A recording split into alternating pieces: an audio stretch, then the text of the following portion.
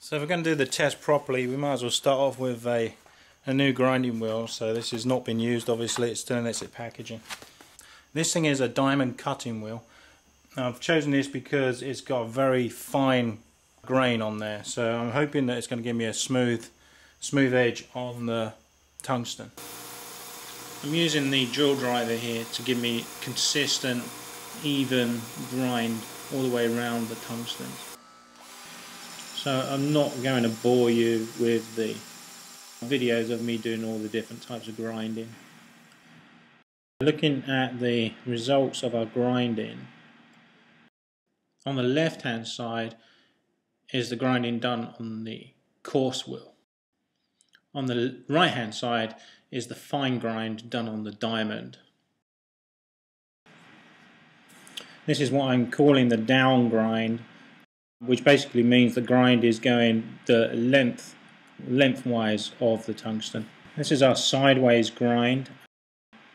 Oop, there's a little booger on the top of that coarse one. Anyway, the sideways grind means that I'm holding the tungsten at 90 degrees to the grinding wheel.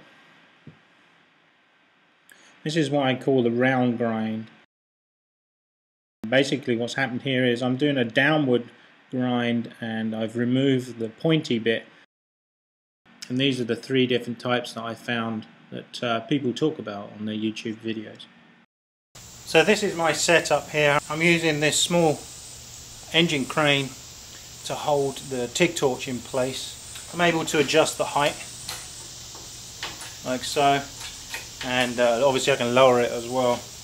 What I'm trying to do is set the height just above this thickness.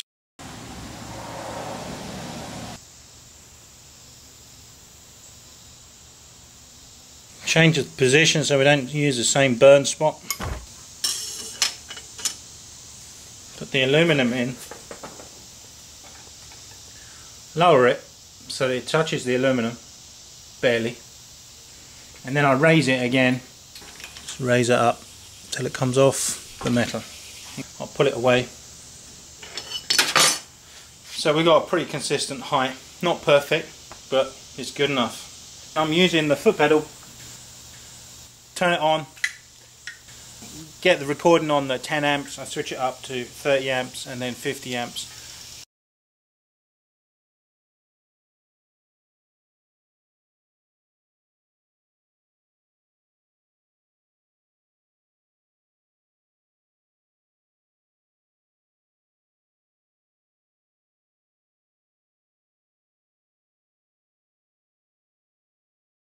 This is the images of the tungsten in action. So the top row was recorded for 10 amps, the middle row was for 30 amps and 50 amps for the bottom row. Now, although I did this for ampage, looking at this, I don't think there's any noticeable difference in the way the tungstens were working according to the ampage. However, I did notice that the 10 amps was less stable than the others. Reviewing the footage from the amperage test, I decided that there was very little point in performing any more tests at the different amperages. To me, it looks like no matter what amperage you've got, the results are pretty much the same. However, the low amperage ones are obviously less stable than the higher amperage ones. So going forward, for the rest of this video, I'm going to be using 30 amps because I didn't see any point in running at 50 and the 10 amps was too low. So this is the images from the fine grind. This was done using the diamond grinding wheel. I'm noticing that both the downward grind and the sideways grind don't appear to be very stable to me, whereas the round grind, however, is extremely stable. It doesn't seem to be moving anywhere. So also looking at these, I'm guessing here that the heat will be slightly wider on both the down grind and the sideways grind, whereas the round grind seems to be more pinpointing. The round grind appears to be working to one side. Looked at the grind again and noticed that I put a slant on there, which is probably the reason why it's doing this.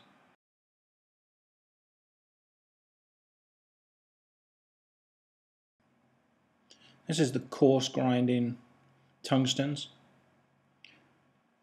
At first glance, it looks pretty much the same as the fine grind. Both the down and the side tungstens are not as stable as the round grind. Let's bring the fine grind images onto the same page and we can compare them directly. What I found interesting in comparing the coarse and the fine grind is, as far as I can tell looking at these images, there really isn't very much difference. Now when I was using them, I got the distinct impression, or feeling maybe, that the fine grind was working better for me. So when comparing these images, what does stand out to me is that the grinds that have a point on them are more spread out than those that don't have a point on them.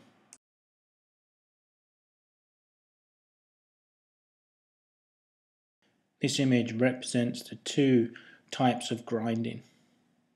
The one on the left is the rounded over grind, and the one on the right is anything with a point on it. So this is what I think is going on between the grinds that have a point on them and the grinds that have been rounded off a little bit. The rounded over tungsten has more surface area pointing directly at the workpiece. I think what happens here is most of the energy is escaping right where you actually need it. Now the pointed tungsten, on the other hand, doesn't have anything pointing directly at the workpiece. Most of the tungsten is at an angle to the work, so more of the energy is spread out.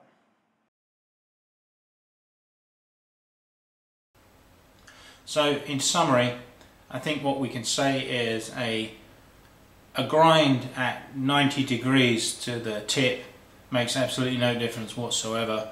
It will have the same effect of using a downward grind with a point. I think basically anything with a point will act the same way, no matter how it's been ground. If you need to place the heat at a very specific point, have a lot more control over where your heat goes, and I believe that the round tungsten is probably your best bet. Now if you need to spread out your heat a little bit, then something with a point on the end would be better.